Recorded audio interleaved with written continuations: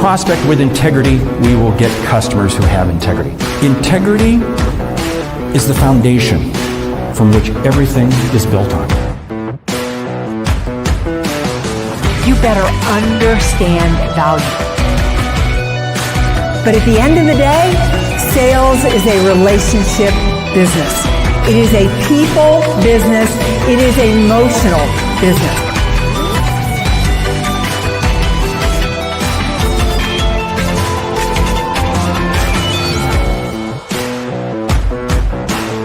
This is Sales Logic.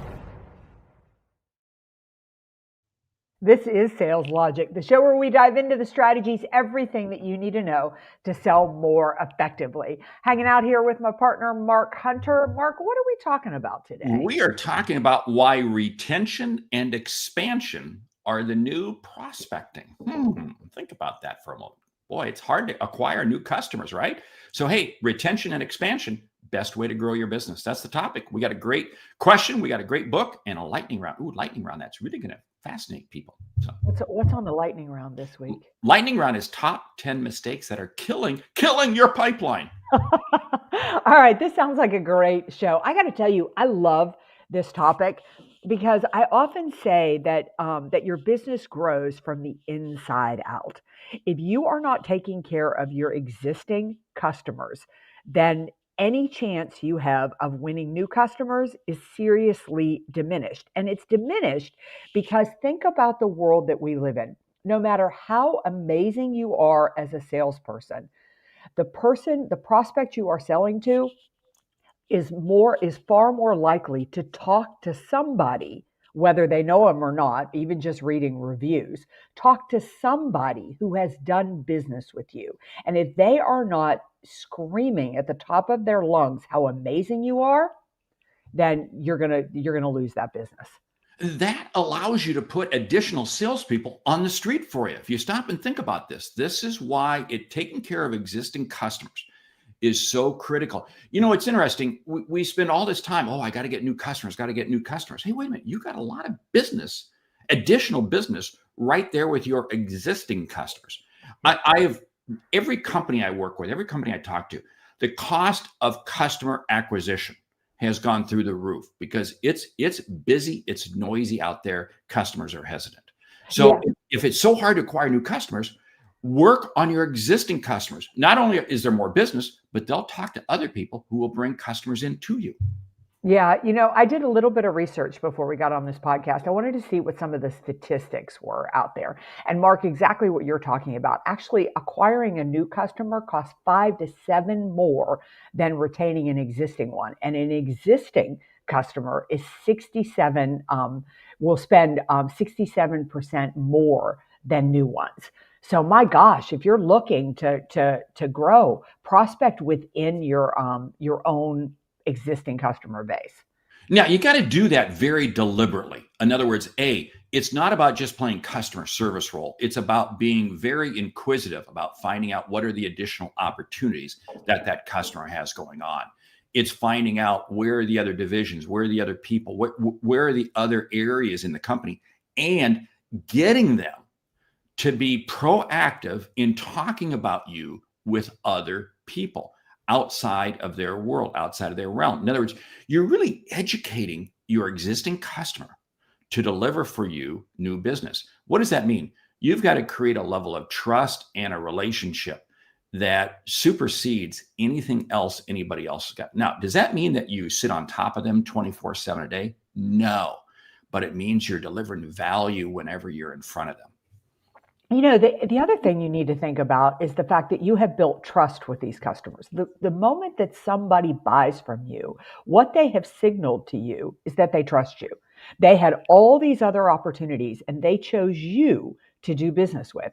So if they find out about a product or service they need from somebody else other than you, you have just broken trust. It's the worst thing you can do because the moment I buy a product from Mark, in essence, what I'm saying is, Mark, I trust you. If you have other products or services that could benefit me, I trust you're going to reach out and offer those to me. And if Mark doesn't, which he would never do, but if he doesn't, and I find out about a product or service, I think, "Well, why did I put my trust and my faith in Mark?" This actually happened to me years ago before I became a banker. When I got hired to be a banker, they made me move my bank accounts to that bank that I was going to be working for, understandably. And when I did, they found out that I owned my home mortgage free, and they said, "Would you be interested in what was known as an equity line?" I'd never heard of a line of credit on my house. I'd never heard of that. And they told me, they said, "If you're thinking about remodeling, doing any upgrades, you can tap this and and have a loan as you need it." I really wanted to redo the bathrooms in my house, and I had no idea that was out there. And it really made me think less of the bank that I had been with, because they'd never even asked about my mortgage. See, stop and think about that. That was one single experience. Now, how many other times do we have those same similar types of conversations with customers? This is why you've got to create that level of trust. You've got to create that level of relationship that you can sit down or across Zoom or however it is, but have a conversation to be able to understand what are those other needs. Because again, the bank found out because they understood where your financial situation was. This is the whole thing. Now, you did that because you went to work there and you needed to, okay, I need to make that move. But see, in a normal situation, it was a level of trust. And for some reason, that existing bank that you had, they never were proactive in having that level of conversation, because you know why? They were off chasing the next new customer. They were off chasing the next Right. new. Hold it. Slow down, folks. Right now it's September and we're starting to head into the end of the year and people are panicking. I got to get more business. Many times the business that you need to finish the year strong is in your existing customers if you have the right conversations. But you've got to be willing to, and this comes back to another reason. Do you really know your customers? Do you really know your customers, or have you just sold them something? If all of you played is customer service, check out. You've got to play the salesperson and really understand the needs, the challenges, where your customer's going. That's how you help them. Yeah, Mark, I was just sitting here thinking about that story of broken trust with that bank. That happened when I was 31 years old. I'm 62 years old, and I still verbatim remember that story and remember how I felt when I found out about a product that could really help me, and how I felt about my current bank that didn't do that. I mean, you've got to realize that your best chance, you just finished reading Rory Vaden's book, and Rory talks about this. Rory and AJ Vaden talk about this in their book. Is that serve the customers in front of you? Like, you want to grow your business, really serve the customers in front of you, because they will spread the word about you, and they'll tell their friends, "Oh my gosh, you need to choose this person over the competition." That's where this whole idea of less becomes more. I mean, less because what you're doing is you're focusing on a narrower band of customers, but you're actually creating more. Hey, we do have to jump to the question, because the question comes from Mike in San Diego. He asks, "Our company's growing fast, both organically and through acquisitions. We're great at landing new business, but I'm worried our customer retention is slipping. How do I get my team to focus on both?" And again, that's the real world out there, because again, most salespeople, you still got to acquire new customers, but you got to take care of his. So I threw this into the sales logic brain. Hey, if you're not a member of the mastermind, you don't have access to the brain. That's a good reason. And a couple of things that it really talked about is for the sales manager to be balancing incentives. In other words, where are people putting their focus? They're going to put their focus based on how they are compensated. And you've got to make sure that you balance it out. Another thing that it brought up was customer success programs. In other words, you got to create initiatives that reward existing customers and initiatives that reward new customers. In other words, you got to create that balance, but it has to fit. That's a delicate issue, but I'll tell you what, it's a real thing out there. But I'll tell you what, right now I'm saying, existing customers, go for them. Yeah, so I've got a great suggestion for that question. And number one is, look at your team and make them develop a prospect list that is half existing customers and half brand new prospects. The other thing is you've got this ideal customer profile. And any customer that you bring in who is an ideal customer profile, they fit that. Make a list of the top 100 customers you need to be doing more business with. I've got a salesperson on my team, Teresa, and she is a freaking rock star. And she is so good at this. She goes back through places of people that I have worked with before, reaches back out to them, knows that their lives have changed, and talks about the new content, the new material, the new things that I am offering. And she does it because those people have already seen me on the stage. They've already bought in to what I've done. And she's just saying, wow, wouldn't your life be easier if you knew you were going to have a speaker show up who could blow it out of the water? It comes back to that whole level of trust. Andy Greenberg is jumping in here, and I love his comment. Customer retention is like a marriage. Treat them like a first date. Create a bond. They can't live without you. This is exactly Such good advice. it is great advice, Andy, and I love that. If you're not watching the video, the picture of him is he and his wife. So that's a great picture. I love that, Andy. Thank you. This is the whole thing. Again, we have so much business opportunity in front of us. And you get phone calls. I get phone calls all the time from salespeople sweating bullets. I don't have new customers. I don't have new customers. And you got to sit there and say, hey, take 10 of your, because the other thing, calling 10 customers of your existing customers, so you're going to get great feedback. You're going to get great insights because you have a level of trust and a bond with them. They're going to share with you insights about the industry that you're not going to get from new customers because you don't have a relationship with them. You think about this, your existing customers, they're going to provide you with market intel. They're really your research and development department. They're going to provide you additional opportunities within their business. Plus, they're going to refer you to other people. What's not to like about that? Yeah. They're on your team. They're already bought. They're already bought into you. The other thing is that the reason that your existing customers are your new prospects is because the world is changing so rapidly. I mean, if you haven't called on an existing customer in the last 6 months, I am going to tell you their lives have changed. Think about this. We're recording this in September of 2025, and we're all sitting here waiting to see what the Fed is going to do with interest rates. And most likely, a cut is going to come. And when that happens, that is going to change what's going on with business, what's going on with the customers that you do business with, the tariffs that are out there, whether they go through or they don't go through. There's so much uncertainty out there that makes it unbelievable, creates unbelievable opportunity for you with your existing customer base. They need you. You can help them. This is so key, though. The key is, though, got to be asking questions. I'm going to go back. I'm going to recount. Oh, sorry situation. I'm working with a major company getting ready to come in and do some major work with them.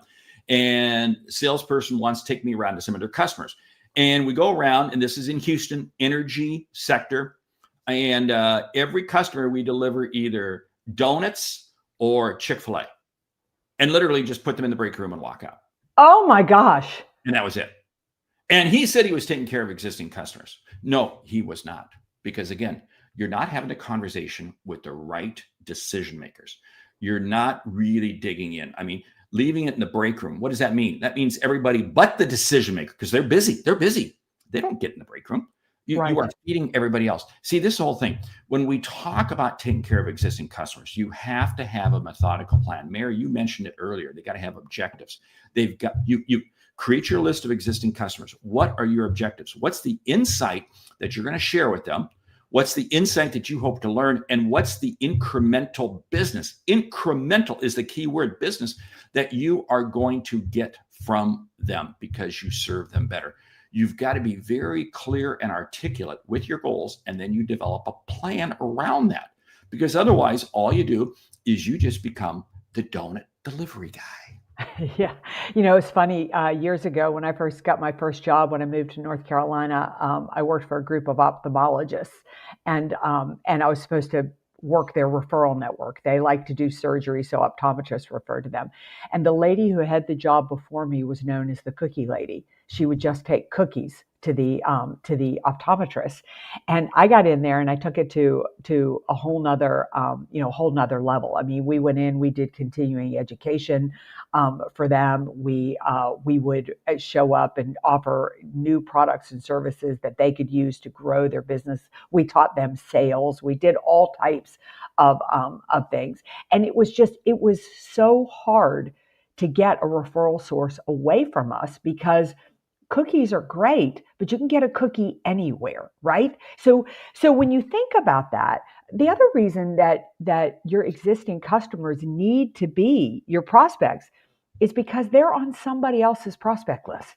You need to understand that your competitors, if I went in and looked at their prospect list, those top customers are on there. So again, to our listener who asked the question this week, if you don't know who your top 100 customers are, and I don't know how big your company is, it may be top 200 customers, but you need to put them up there and you need to make sure nobody else offers a product or service that they could benefit from. It's interesting. It's about feeding the mind versus feeding the belly. I just read that. Very good. Yeah, anyway, but I want to go back because I asked this gentleman as we're delivering donuts in Chick-fil-A. I said, well, I'm just going to make sure that we do all of their business. And I go, how do you know that? Well, because I'm in here every Tuesday morning at 10 or every Wednesday or whatever it is. And that, repetitive activity is absolutely meaningless unless there is substance behind it. And you got to be going in, and just like what you were saying, you're going to go in, we're going to do continuing education. We're going to do lunch and learns. We're going to do things that bring value to that customer. And if you stop and think about that, it's a little bit like the Apple ecosystem. I mean, Apple could have stopped 20 years ago with just the iPod or, that little listening device for music. But no, they kept coming out with new devices. And now if you're in the Apple ecosystem, you are not allowed to escape. You cannot get out of it because they've got you in every facet. This is exactly what you want to be creating with your customers, creating an ecosystem, because you're offering them additional services. You're offering them additional products. You are becoming a part of their business and they can't go anywhere else. So in other words, prospects can, your competitors can knock on the door and it doesn't open because you got it locked. You are inside with that customer. The thing I want to add to that, I mean, such great points, Mark, is the fact that your customer wants this. Every single customer that you call on has too much to do. Like they're overwhelmed with the amount of work. It's the world we live in today. So if I know Mark's got me on this front with whatever products and services that I buy from him, I can count on him to knock on my door and say, Meredith, interest rates just got cut. I know this is going to mean this for you. Here's a couple of things that we can do. I'm open to it. That's one less thing I need to worry about. So to Mark's point, when the competitors come knocking, I'm like, nope, Mark's got me. I don't even, that is one meeting I can take off my list. Nothing is worse for an existing customer than having to go out and shop to see if they can find a better opportunity. Just take care of them. I love what you're saying there. But what that means is that you're understanding them professionally and personally. Now, I'm not saying to get creepy personally. What I'm understanding is that you really understand how they operate. I couldn't help but think that you're sharing that. I'm going to mention the lady's name. I don't even know if she's alive still. Sue Serio was my buyer in New Jersey. Every Friday afternoon, I called her. She loved her horses. She loved her horses. Her best moment in time was when she left work on Friday afternoon and she knew that she was going to spend the weekend with her horses. So what did I do? I would routinely call her about 1:30 or 2 every Friday afternoon. And we'd have a quick conversation. And it was amazing how I could get orders for all kinds of things that competitors were selling her. But I eventually got all the business. Why? Because I was taking care of her so that she could leave for the weekend and feel very good about her horses. Because I was taking care of her professionally and I understood her just enough personally to know what her motivations were. Yeah, I want to say to all of our listeners, number one, really look back through your existing customers.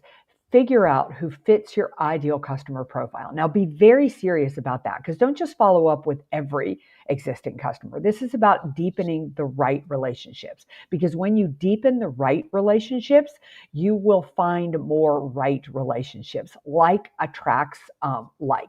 Put that on your prospect list. And the last is track and measure it. Because if you don't track and measure, which would be a great show to talk about, you're hiding from the truth. You are kidding yourself that you are doing something. I mean, think about this. Going to the gym. If I don't track and measure what I'm doing when I work out and whatever, I'm hiding from the truth that I'm not really pushing myself as much as I need to push myself. There's a side benefit that occurs, and I love asking companies this. I love asking salespeople this. What percentage of your business comes from existing customers and referrals? And here's the whole thing. If your business is not trending upward over a long period of time based on referrals and retention, in other words, you're not delivering a good product or service. Something's wrong with your business. Because again, if you're taking care of your customers, they're going to refer you. And it goes back to what you said right up front, Meredith, that you create additional salespeople for your sales team when you have customers who are out there talking about you. It's absolutely powerful. Hey, time is ripping. We obviously are a little passionate about this topic. We are passionate about that because, again, it's probably the easiest way to grow our business. And I do have to say that we started off the show before we hit live, and Meredith said, hey, Mark, you got this thing next week. Make sure you get me in there next year. So see, this is how this whole thing works. Okay, the book, Never Lose a Customer Again by Joey Coleman.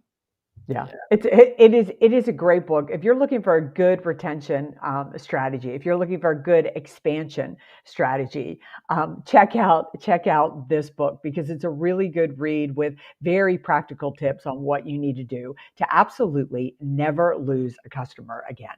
And what you're doing is you're setting up a strategy to where they never leave and you have to work to get them to come back. No, they never even think about leaving. It's an excellent book. Pick it up, grab it. Okay, ready for the lightning round? I am. Top 10 mistakes that are killing your pipeline.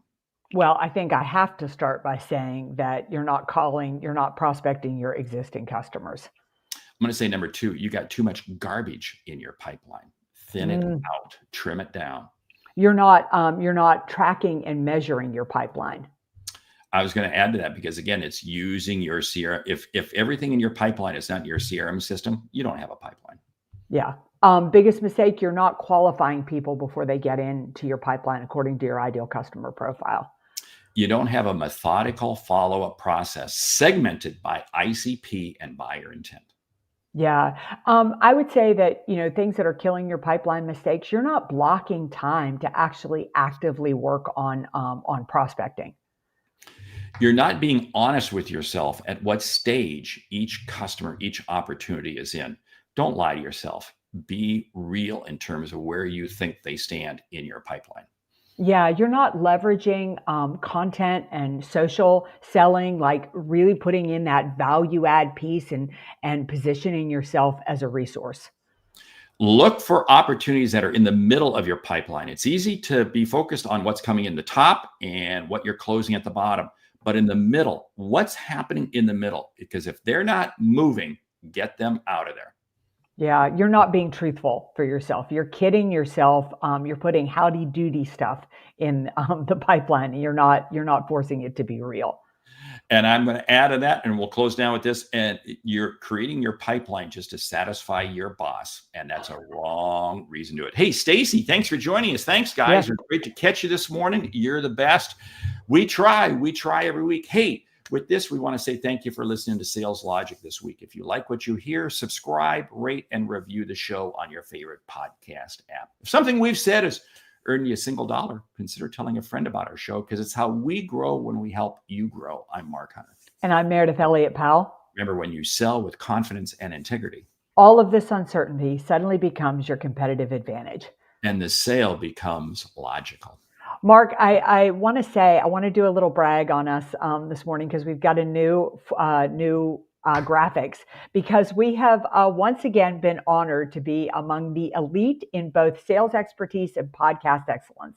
Sales Logic has won a couple of awards, been named top podcasts. And we want to thank the audience for making that happen. It's because you guys show up every week. You're supportive. You send in your questions. You tell us what you need to focus on. And that has really helped Mark and I create a show that has ranked at the top consistently. And what else do we have to do on a Saturday morning, right? Exactly. That's right. That's right. All right, everybody, go close the deal. We'll see you right back here next week. Mark will be coming to us from Italy because that's how dedicated he is.